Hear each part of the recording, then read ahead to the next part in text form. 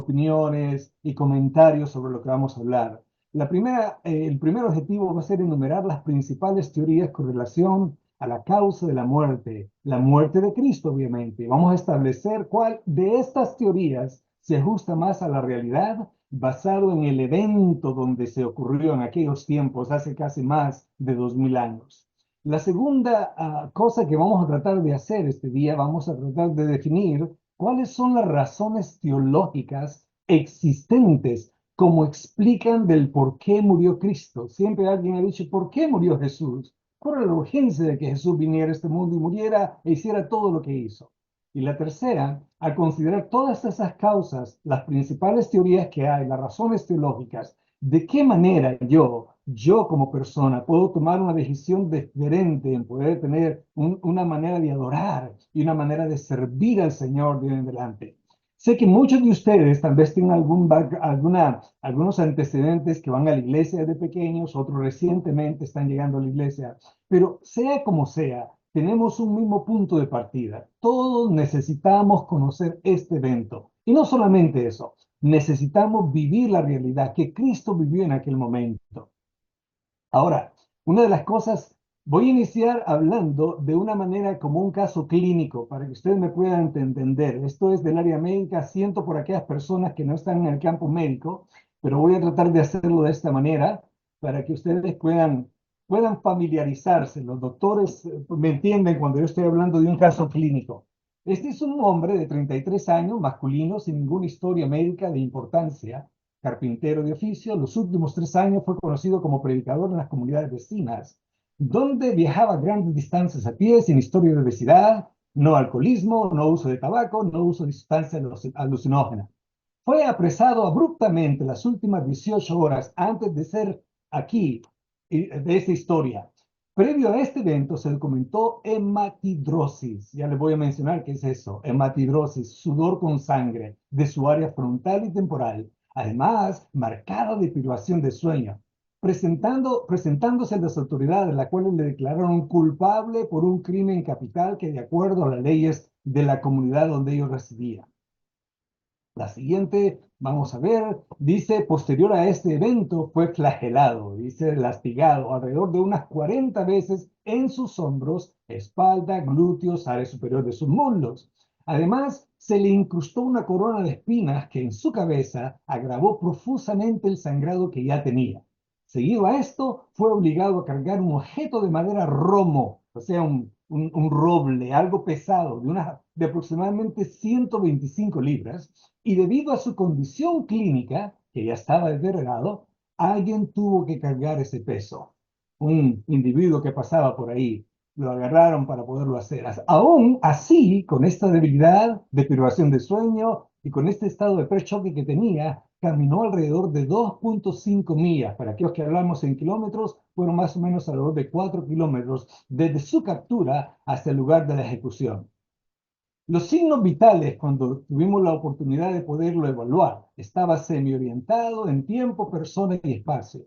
La presión arterial está en 80-50, el pulso casi en 220 por minuto. Interesante. La respiración estaba en 30 por minuto y la temperatura estaba algo hipotérmico, 36 grados centígrados.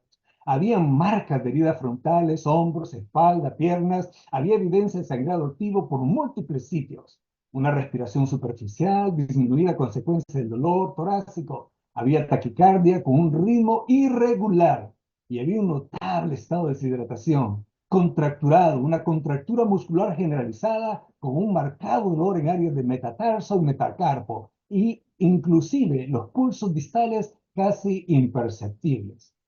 ¿Están conmigo? Sí.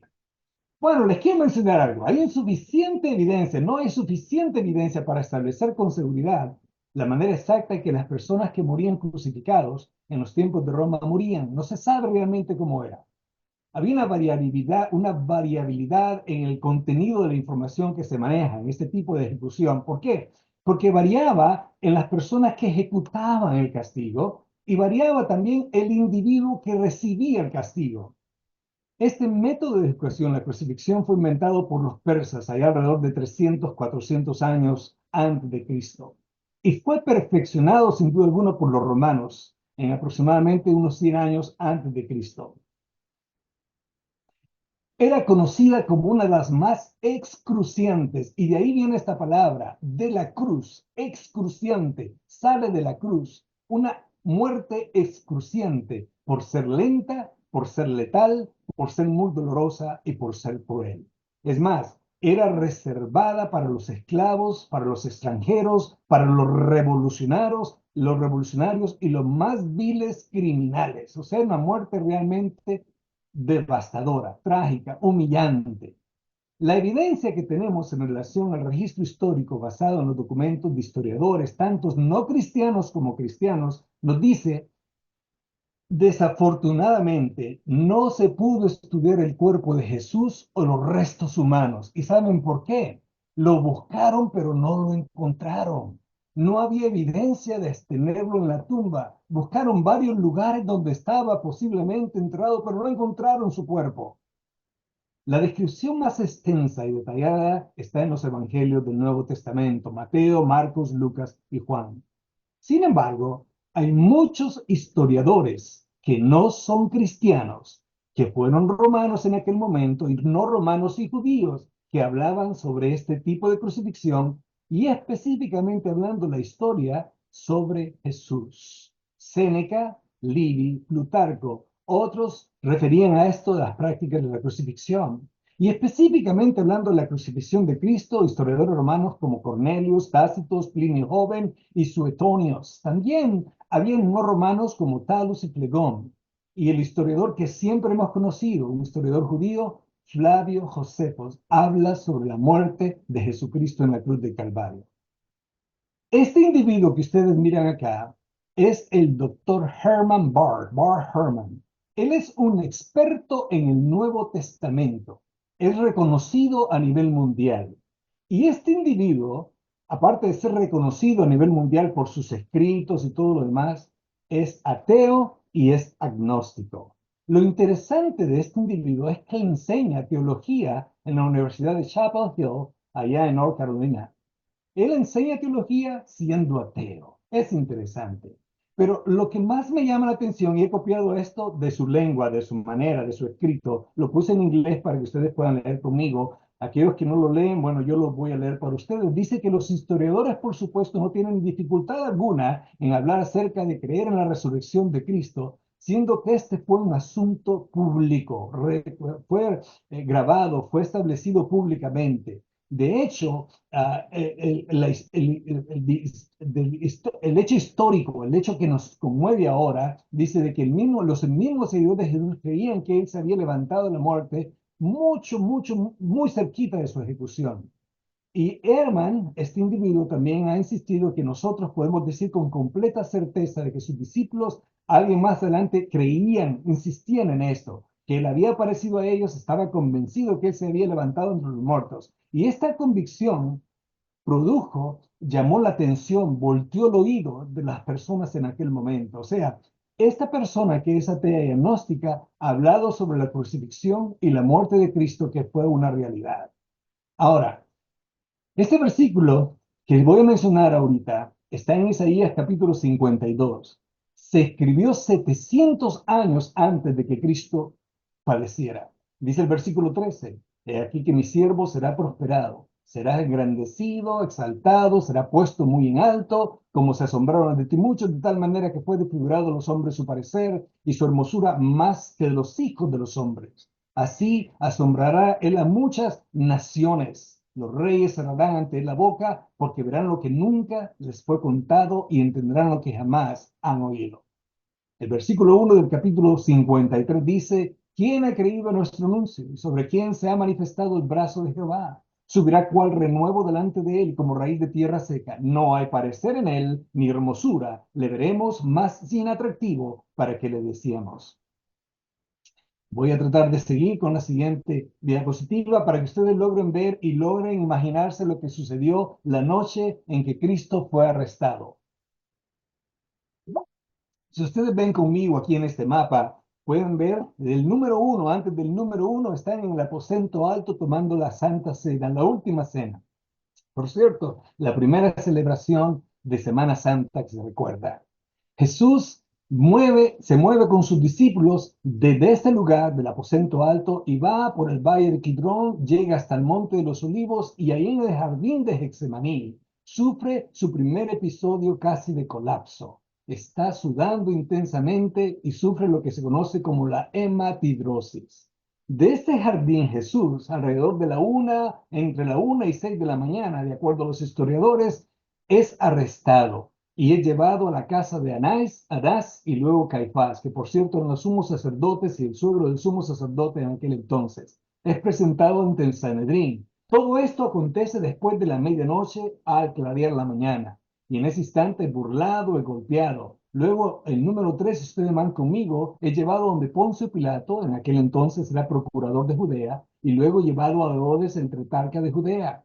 Y aquí sufre menosprecio, es escarnecido. Y de nuevo es regresado a Pilato. Aquí está en el número 6. Aquí es donde él es azotado vilmente con un látigo y es sentenciado a muerte por un crimen capital. Ustedes pueden ver esta imagen acá sobre lo que consideran lo que sucede en la hematohidrosis o la hematohidrosis. Es una condición excepcional. A través de la historia han habido ciertos individuos que se ha documentado este hecho como real. Es un estrés extremo, severo, donde la presión de los vasos sanguíneos es incrementada, inclusive llega a generarse hemorragias. Si ustedes logran ver a este nivel, en esta imagen aquí, hay hemorragias donde la sangre que está paralela a las glándulas sudoríparas extravasa o pasa, y eso hace que las personas puedan sudar sangre y sudor al mismo tiempo. Esto puede hacer que el individuo pueda permanecer o pueda perder entre unos 150 a 200 ml de líquidos en generales.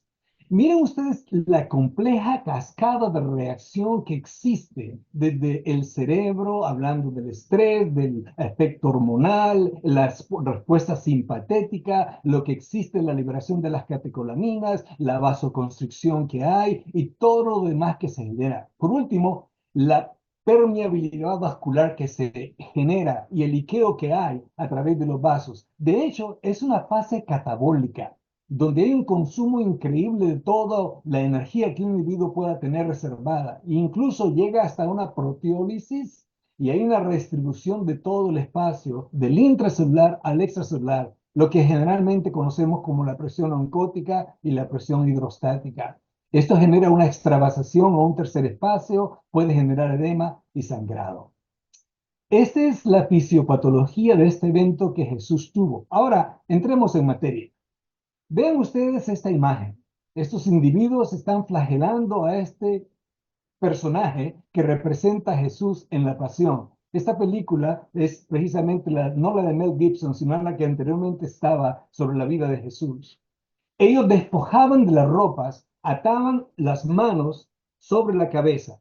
Los judíos, por ley, tenían que dar 40 latigazos menos uno. Los romanos no sabían si realmente daban 40 latigazos. El propósito de todo este evento era debilitar a la víctima, pero debilitarla a un punto de colapso, pero no de muerte. Eran tan, pero tan severos, eran tan, pero tan crueles que trataban de hacerlo lo más posible para llevarlo al punto donde colapsara, pero sin la muerte. Ahora, vean a este individuo que está aquí, los flagelados. El látigo, si ustedes logran ver aquí, era un látigo pequeño. El mango del látigo era de madera.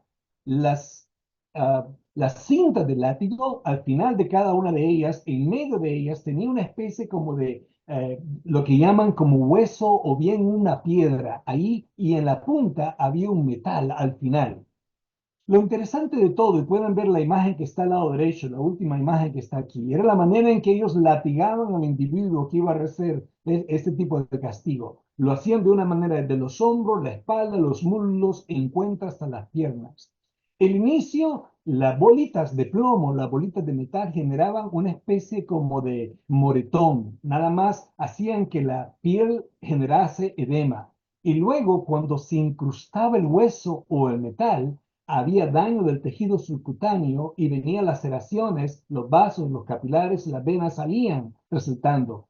Más adelante, después de tanto golpe, había una especie como de laceración no solo del área subcutánea, también estaban los tejidos musculares.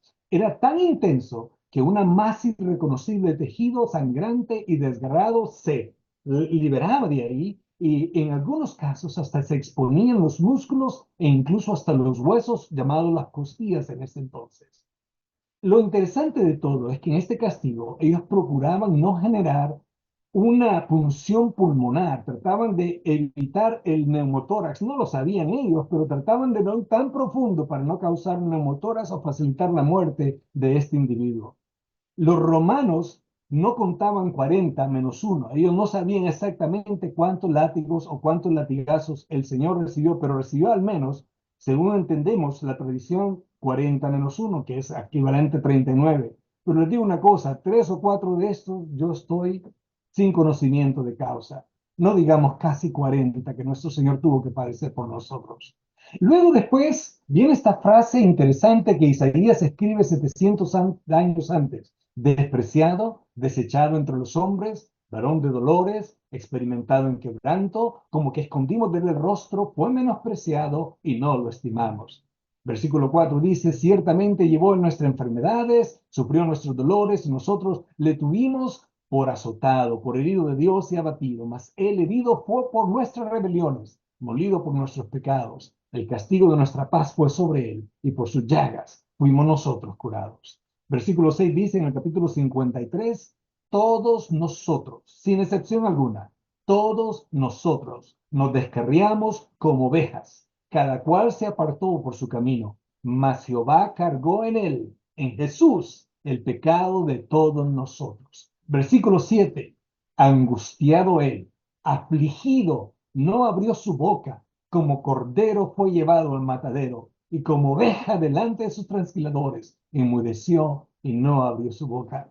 Cada vez que yo logro ver esto, leer este pasaje y correlacionarlo con todo el esfuerzo y el sacrificio que Jesús hizo por mí, me conmociono. Y saben lo interesante, que él sabía exactamente que para eso había venido. Durante 30 años de vida, se preparó para estos 3 años finalmente y al final tuvo que ir sacrificado en la cruz. Luego, otro elemento que se menciona es el de la corona de espinas. Tradicionalmente, la corona de espinas siempre se ha creído que fue abierta, lo logran ver aquí en la foto, pero realmente se cree que era una corona cerrada que cubría todo el cuero cabelludo, todo el cráneo. Y no solo eso, cuando los soldados agarraron a Jesús, le incrustaron esas espinas, cada una de ellas entre 1 a 2 pulgadas de largo, de acuerdo a lo que algunos investigadores han establecido.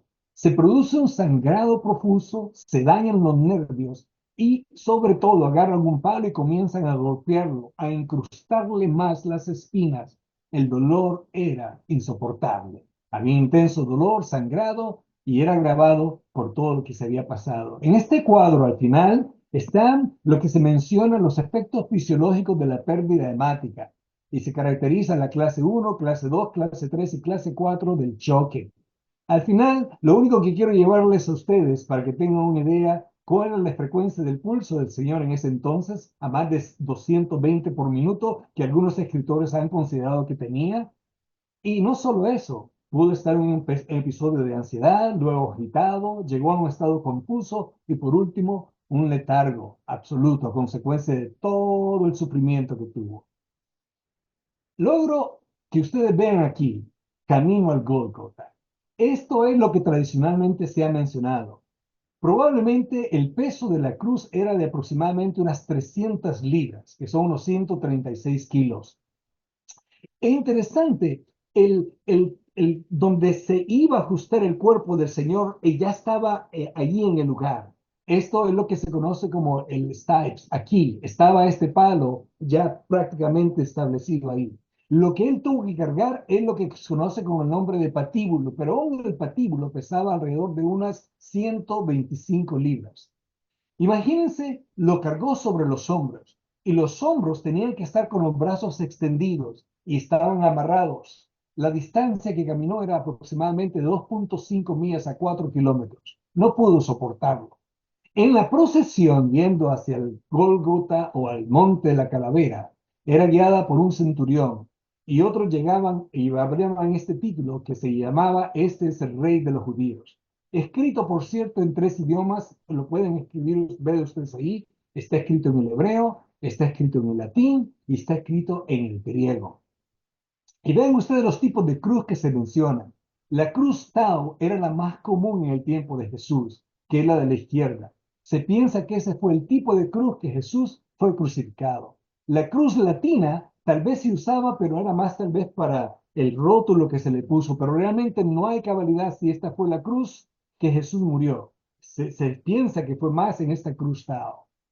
Me llama la atención lo que este escritor dice: dolor cruciante, estaba deshidratado, exhausto físicamente por la noche sin dormir y los tormentos sufridos, además de mental, a través de la vía dolorosa. Ahora, en sí la crucifixión no era de menos. Los clavos que se usaban eran de 5 a 7 pulgadas de largo, unos 3 octavos de ancho, de grosor. Algunos piensan que podía incluso llegar hasta medir hasta 9 pulgadas de largo. Comúnmente se traspasaba la muñeca. Ustedes pueden ver aquí, por algo la palabra dice de que ninguno de sus huesos fue quebrantado para que se cumpliese eso.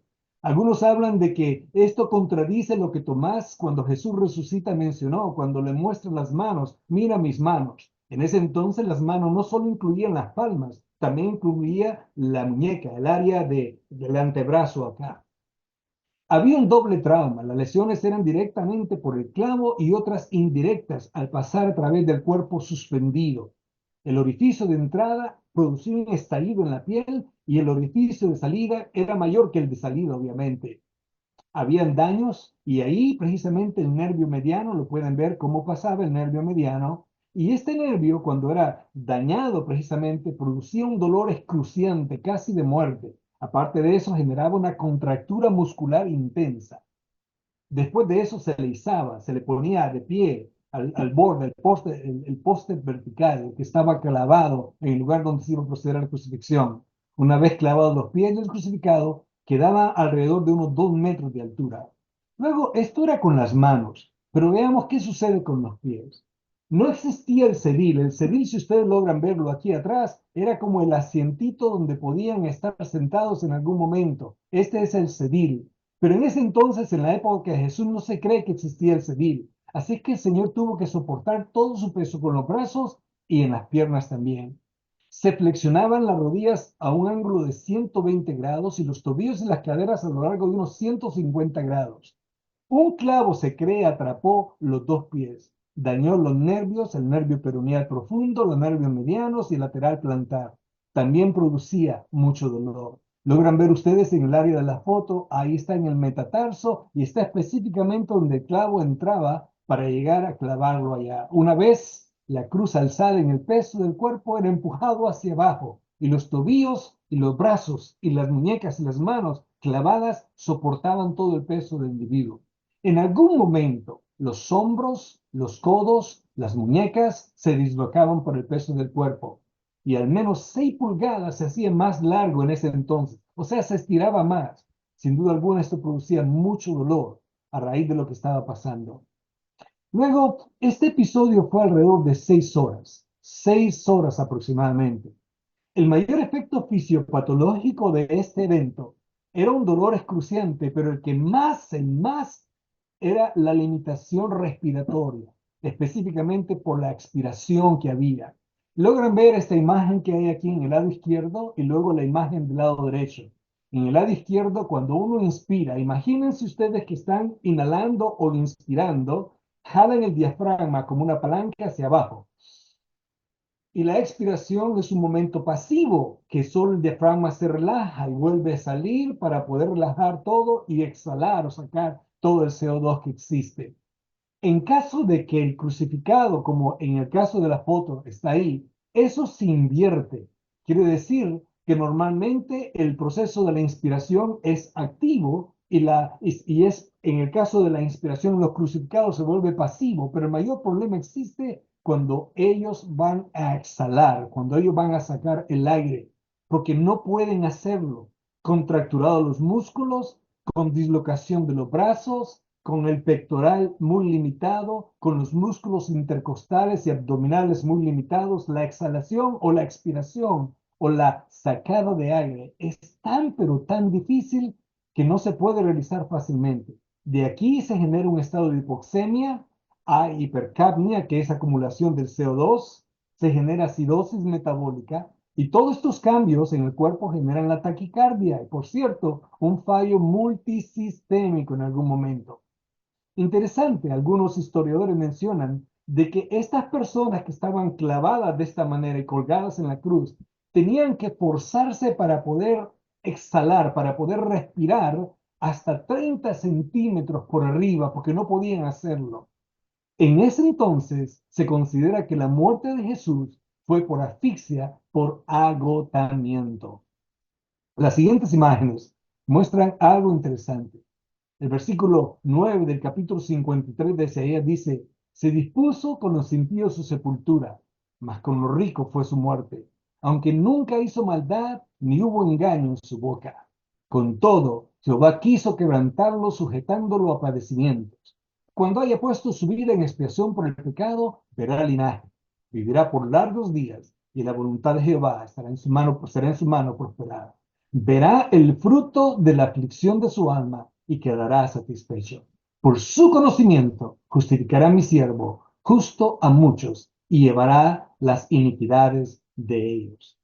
Hemos hablado en relación a todo lo que se menciona históricamente sobre la crucifixión de la muerte de Jesús. Hemos visto cómo fue latigado, cómo fue cargado, el patíbulo, cómo caminó los 4 kilómetros, cómo fue tan excruciante el dolor que se produjo cuando los clavos entraban sobre las muñecas y cómo tuvieron que colgarlo y elevarlo de esa manera. Fue una muerte dura, fue una muerte difícil, no una muerte fácil. En esta foto, ¿se imaginan ustedes cómo fue lo que pasó? Esta es una información de todo lo que estaba sufriendo en ese entonces. Había un choque hipovolémico por la pérdida de sangre. Había deshidratación severa con marcada debilidad. Es más, la Biblia narra que en 2 ocasiones él pidió y dijo que tenía sed. Dolor excruciante como nada. Por eso la palabra excruciante viene de ahí, del dolor, que no se puede descifrar en las manos, en los brazos, en los codos, en los hombros, en las piernas. Había dificultad respiratoria y era muy notable la dificultad para él. De hecho, no podía respirar, la respiración estaba muy forzada. Habían espasmos, calambres, contracturas musculares y había una parestesia general. Poco a poco, generalmente se producía una sofocación lenta y letal. La respiración superficial generaba un colapso pulmonar, derrame pleural y derrame pericárdico. Estas personas que estaban clavadas de esta manera podían durar hasta de 2 a 4 días, de acuerdo a los historiadores. En algunos casos podía incluso llegar hasta 9 días el tipo de crucifixión. Ahora, hay un elemento que se menciona y ustedes logran verlo acá en esta foto, en la última fase de la muerte de Jesús, cuando el soldado lo mira ya muerto y traspasa su tórax en el nivel del quinto espacio intercostal en el lado derecho, dicen algunos de acuerdo a las crónicas que existen de algunos libros que hay en la antigüedad. Y en ese sentido, hubo una perforación del área derecha de su corazón, en el atrio derecho y en el ventrículo derecho. De hecho, el ventrículo izquierdo la aurícula izquierda estaban contraídas a consecuencia de toda la situación que él estaba viviendo. Y allí hay un elemento que se menciona, el hecho en la Biblia menciona que brotó la sangre y el agua mezclada. Algunos piensan de que este fue el tiro de gracia que le dio el soldado para matarlo, pero realmente no, porque si ustedes recuerdan la historia, cuando los dos ladrones estaban a la par, tuvieron que fracturar las piernas. Para eso, esa crucifixión que había, fracturar las piernas, para facilitar el dolor y morir más. Jesús ya estaba muerto en ese momento. Y esto nada más fue una evidencia de que él ya estaba muerto. Ahora, ¿dónde quiero llevarles con esto? Hay muchos estudios que se han hecho a través de todos los años para tratar de establecer la muerte la causa fisiopatológica de la muerte de Cristo. La mayoría de estudios datan desde 1847, decían de que era un traumatismo cardiovascular, hasta los últimos publicados ahora en el 2020, 2023 incluso, donde se menciona que hay precisamente un estado de asfixia, una asfixia por consumo, una asfixia por fatiga que hay, asociado a otros elementos de hecho, como el choque y la coagulopatía en algunos casos que puede darse a raíz de todo lo que él pasó. ¿Cuál es la conclusión de todo este elemento que hemos estado discutiendo en estos 30 minutos de esta pequeña conferencia? El mecanismo de muerte es considerado precisamente una combinación de hipoxia, producto de la restricción de la caja torácica para expandirse que había por el estrés, las extremidades superiores y el tórax, secundario a la posición del cuerpo que estaba clavado en la cruz. Otros argumentos posponen ya posmuerto han sido considerados como el choque, el trauma por suspensión, que contribuyó a la muerte de Jesús. Jesús toma una respiración más profunda, finalmente, y emite su séptimo y último grito, de acuerdo a lo que se menciona en la Biblia. Padre, en tus manos encomiendo mi espíritu. Y en ese sentido, la lanzada, la estacada que le dio el soldado, era un golpe de gracia que servía para acelerar y atestiguar la muerte de un crucificado. Pero en el centurión, esto no intentó acelerar la muerte de Jesús, sino atestiguarla, porque ya estaba muerto. Ahora, hemos hablado de esto, del mecanismo fisiopatológico, y esto podrían haberlo leído ustedes en un libro, podrían haberlo discutido. Vamos a discutir algunas cosas que podemos mencionar más adelante. Pero, ¿por qué murió Cristo? ¿Cuál fue la intención de que Él muriera por nosotros? Hay un elemento crucial que se llama expiación. La expiación es la reparación que el orden moral exige del ser humano por la comisión de un pecado, incluidas las consecuencias. Hay ciertas teorías que se hablan de la muerte de Cristo. La teoría sociniana es la que explica la muerte de Cristo como un ejemplo. Ellos dicen de que este fue un ejemplo que nada más mostraba el amor de Dios para toda la humanidad, que Jesús era un ser muy humano que dio su vida por la humanidad, pero sin ningún tipo de compromiso. La teoría de la influencia moral habla de que Jesús era un ser divino y que se mostró como tal, que Dios mostró su amor a través de él muriendo en la cruz de Calvario. Pero no hay un compromiso realmente para que nosotros podamos imitar este ejemplo, más que admirarlo como alguien moralista, alguien que dio su vida en beneficio de nosotros. La teoría gubernamental habla de la expiación como demostración de la justicia divina. Y en ese sentido, alguien tenía que pagar el recibo. Alguien tenía que pagar la culpa del pecado. Y en este caso, Jesús. Dios es tan santo que el pecado no puede habitar en su presencia. Y él tuvo que demostrar que mantenía el régimen, mantenía todo y estaba bajo control todo, dando a su hijo a raíz y a consecuencia del pecado. Pero no hay un compromiso para nosotros ahí. La cuarta teoría que se menciona es la teoría del rescate. Y esta es una expiación como una victoria sobre las fuerzas del pecado y del mal. ¿Qué quiero decir con esto? Es un tratado, es un convenio que hubo entre las fuerzas del bien, que es Dios en este caso, y las fuerzas del mal, que en este caso es Satanás. Satanás pidió la vida de Jesús para que nosotros pudiéramos ser redimidos. Pero realmente esto no pasó así. La teoría que explica más la muerte de Jesús es la teoría de la satisfacción. ¿Qué quiero decir con esto? Estoy hablando con términos teológicos en este instante. La expiación como una compensación al Padre. El único, como Israel mencionó al principio, que podía ser el medio que satisfaciera, que diera la oportunidad para que nosotros estuviéramos en comunión con el Padre, era Jesús. No había nadie más. El hombre o el Dios hecho hombre. Él no minimizó su capacidad de ser Dios, simplemente se restringió. Algunos hablan de esto como cuando un boxeador pone su mano detrás y trata de boxear solo con una mano. Él sigue siendo boxeador, pero él solo está luchando con una mano. Eso es restricción de Jesús. Otros hablan como aquellos corredores que amarran sus piernas juntas, los dos mejores corredores del mundo, y están con sus piernas juntas y tratan de correr juntos con sus dos piernas amarradas. Ellos pueden correr, pero se limitan a la velocidad. La teoría de la satisfacción dice de que solo Jesús pudo haber hecho lo que nosotros no podíamos hacer, volvernos al Padre. Cristo murió para satisfacer en un principio lo que nuestra naturaleza misma del Padre existía.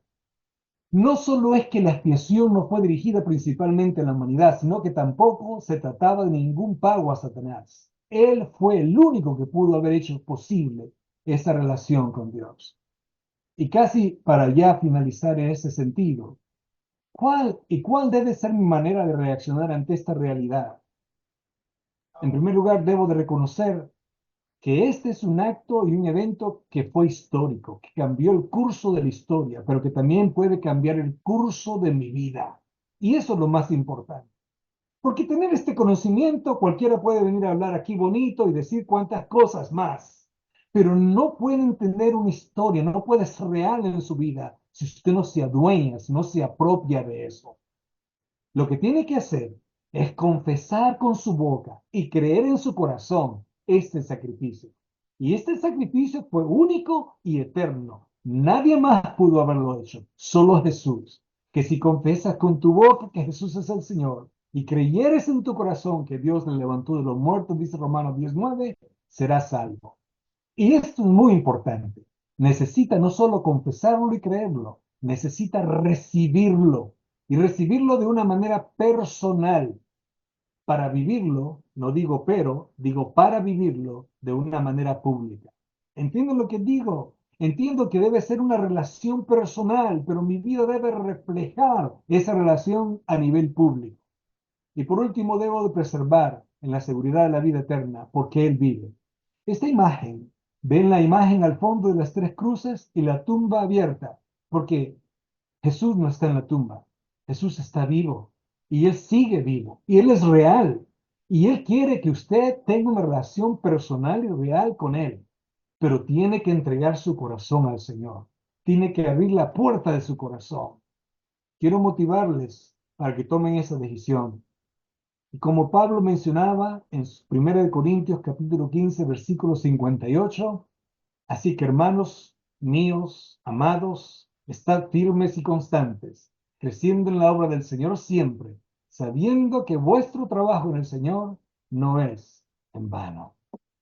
Quiero tener un tiempo de oración, si ustedes me lo permiten, unos minutitos, no voy a tomar mucho tiempo, sé que hay personas que nos están viendo en diferentes países, la mayoría de nosotros conocemos de Cristo y van a unirse ahora conmigo con oración, pero hay personas ahorita que quizás no conozcan de Cristo, que quizás han estado con una relación de sí y de no con el Señor, pero ese es el tiempo para que usted pueda volver al Señor. Imagínese todo el esfuerzo, el sacrificio que hizo Cristo. Si usted hubiese sido la única persona en toda la eternidad, en todo el universo, que tuviera él que haber venido, él hubiese venido por usted. Pero yo, usted y yo estamos en esa lista y tenemos la oportunidad de poder reconocerlo a él como Señor y Salvador. Así de que yo voy a invitar a mis hermanos que están conmigo a través de esta pantalla que puedan unirse conmigo en oración. Y si usted quiere recibir a Cristo, quiere reconciliarse con Él, quiero que repita conmigo esta oración, no importa dónde esté manejando en su carro, esté en su casa, en la comodidad de su casa, donde esté usted en este momento, si usted necesita recibir, tener un encuentro, volver al Señor como debe de ser, repita conmigo esta oración. Señor Jesús, reconozco que he pecado, que he hecho lo malo delante de ti y ahora me arrepiento y te recibo en mi corazón como mi Rey y como mi Señor. Creo en mi corazón y lo confieso con mi boca. Soy salvo y mi nombre está escrito en el libro de la vida. Y de hoy en adelante viviré para ti siempre. En el nombre de Jesús. Amén y amén. Muchas gracias, jóvenes. Gracias por este tiempo que me han dado, estos minutitos. Espero no haber ido corriendo porque hablo muy rápido y no tenía el tiempo registrado. Creo que me estuve más o menos unos 40 minutos. Tenía 35 minutos para poder hablar con ustedes. Se aceptan preguntas. Si no hay respuestas, alguien va a venir aquí a dar respuestas.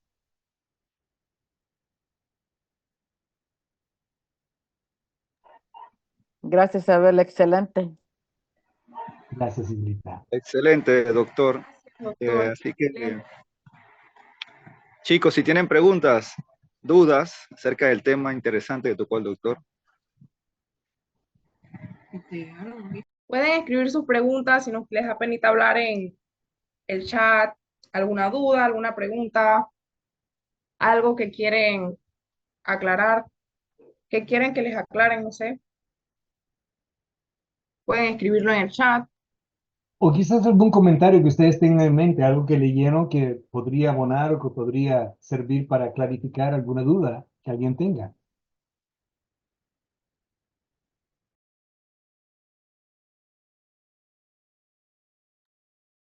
Yo quería agregar un poquito algo más. Am, bueno, más que todo cuando nosotros viajamos a otros países, a viajes misioneros. En el caso nuestro, que vamos a la India y me ha tocado ir a Senegal también. Presentar eso, o sea, el saber cómo realmente médicamente podemos decir murió Jesús, hace un énfasis un poquito más profundo que solamente, porque en el caso de la India tienen muchísimos dioses, pero Jesús no es un dios más, es alguien que está vivo y que a pesar de que sufrió todo eso, la tumba está vacía. Entonces, cuando uno trata de hablar a veces con personas que han estudiado un poquito y tú le presentas médicamente, ok, pero es que esto pasó, esto realmente lo sufrió profundamente.